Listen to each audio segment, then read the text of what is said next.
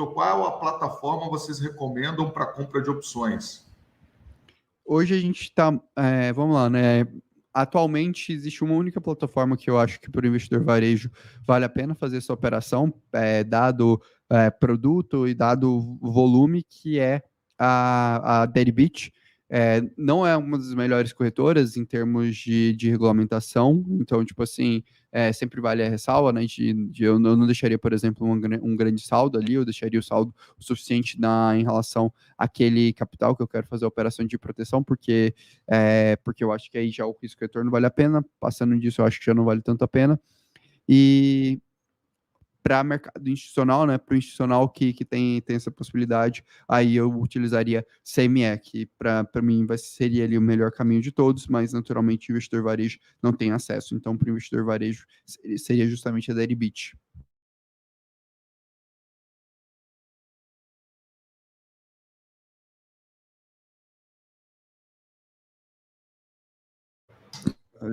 Quer puxar a pergunta aí? Conselho para quem está começando,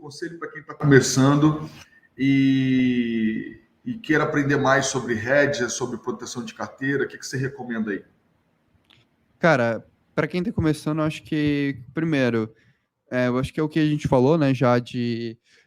Não, mercado, não existe verdade absoluta em cripto e eu acho que não existe verdade absoluta em nenhum mercado de investimento, especialmente de renda variável, né? As coisas acontecem, coisas improváveis acontecem, não existe nenhum big to fail, não existe nada em relação a esse aspecto. Então, trabalhem um pouco essa visão, tenham um pouco essa noção que não existe nada disso. Dado tudo isso, o que a gente precisa fazer, pensando no ponto de vista de tomar de decisão de portfólio? Criem sua tese de investimento, criem sua estratégia de alocação, e em cima disso, trabalhem o que você deseja fazer dentro desse processo. Então, cara, eu quero fazer ali muito essa estratégia de opções e tudo mais. Então, se pergunte, eu tenho capital suficiente para isso? Vai ser viável para as taxas? Vai ser viável para tudo isso? Dado tudo isso, eu tenho, por exemplo, estrutura suficiente de tempo, de análise para isso? Se a resposta for não, aí você vai trabalhando, vai construindo aquele processo e vai utilizando outras formas, né? Então, utilize ali, por exemplo, não vou usar uma estratégia de gestão da minha carteira, vou ter uma carteira um pouco mais em ativos sólidos, no momento que o mercado estiver no momento mais positivo, vou tomar mais risco em relação ao mercado, vou pegar ativos mais voláteis, ativos menos líquidos. Cara, quero aproveitar momentos de queda de mercado, então às vezes vou ter mais caixa e aí vou fazer essa ponderação depois. Mas no final do dia tudo acaba em um único ponto, que é estudem.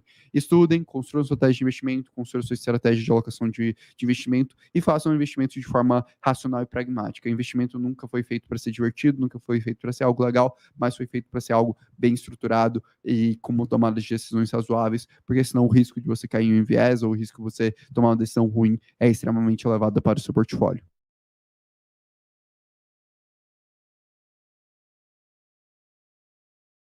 Eu acho que a gente podia até entrar, Orlando, em algumas dicas de como acompanhar hoje, né? Acabou que o Danilo ia falar alguma coisa também. Pode falar, Danilo. Não, foi mal. Pode falar. Vai você. Posso falar? Tá. Deixa eu falar aqui. Então, vamos lá.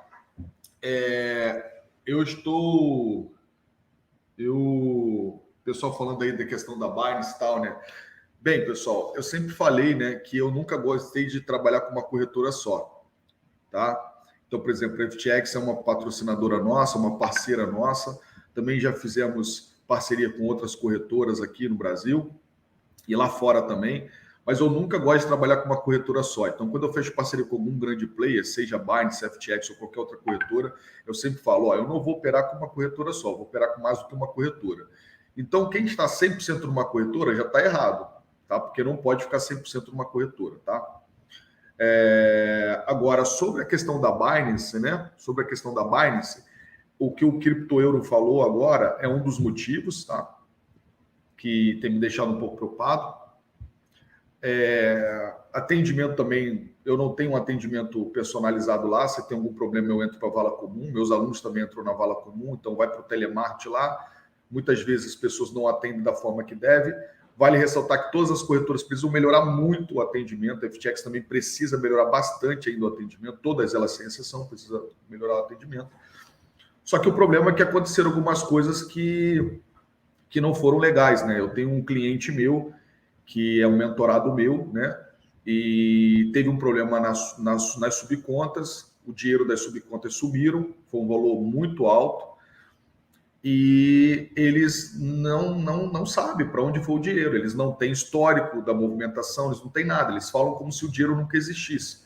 E eu já acompanho o cara já há bastante tempo, ele é um mentorado meu, eu ajudo ele a montar as posições, né? E a gente está falando de valores muito altos, a gente não está falando de valor pequeno, tá? É muito alto o valor, tá?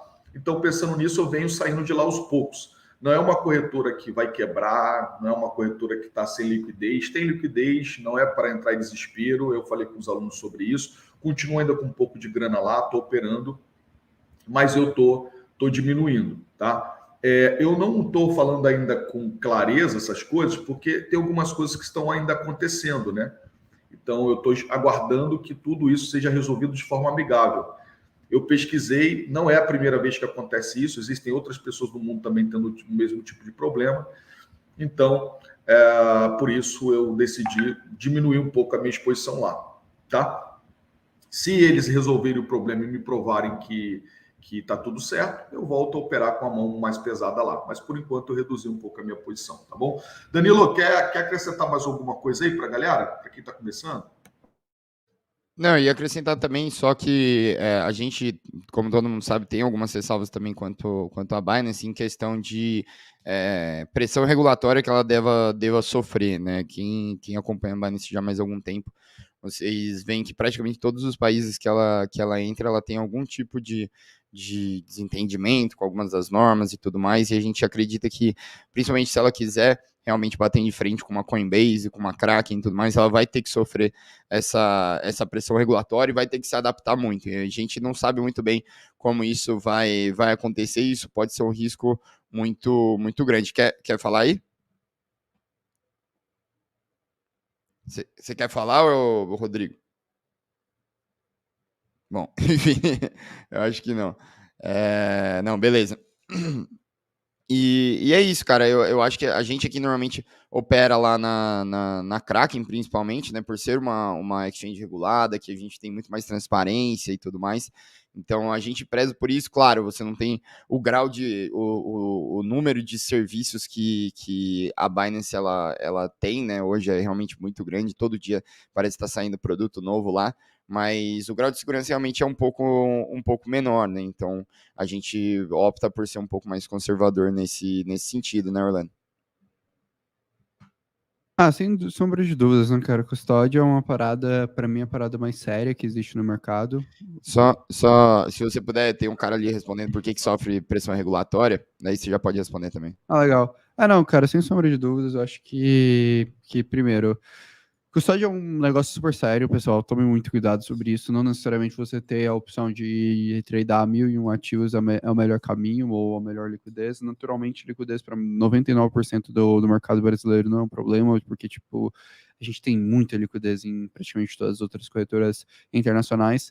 E aí, falando um pouco da Binance, né, porque a Binance hoje talvez seja a corretora que mais tenha dor em relação à questão regulatória, é porque realmente a postura da Binance, ela é um pouco aquém em alguns aspectos regulatórios. É a estratégia, é o modelo de business da Binance. A Binance, normalmente, quando ela entra no país, ela entra de uma forma um pouco mais agressiva, faz um processo ali que normalmente não atende necessariamente ao que o país exige em termos regulatórios, e por isso hoje ela sofre mais pressão regulatória que a média das corretoras, né? Bem mais que a média. Então, é justamente esse é a ponta de contrapartida. Tem muito ranking legal, né? Tem um ranking da Kaiko, acabou de sair, com as principais corretoras, e os caras vão avaliando desde governança, questão regulatória, custódia, transparência, atendimento, entre inúmeros outros pontos. E é interessante de ver que as principais corretoras não necessariamente estão no mainstream, né? Por exemplo, uma corretora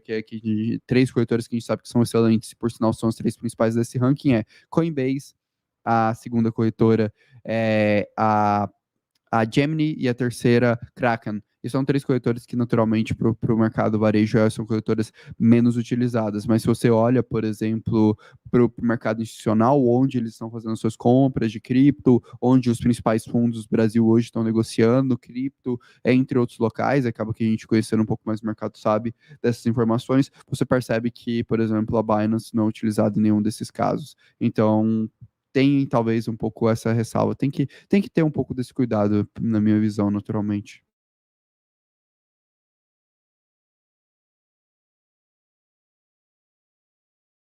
Tá, a grande questão é o seguinte, é que as pessoas elas são livres para escolher o que elas quiserem, beleza? Então é uma opinião pessoal, né, de cada um aqui, e fiquem à vontade aí para tomar as vossas decisões, tá bom?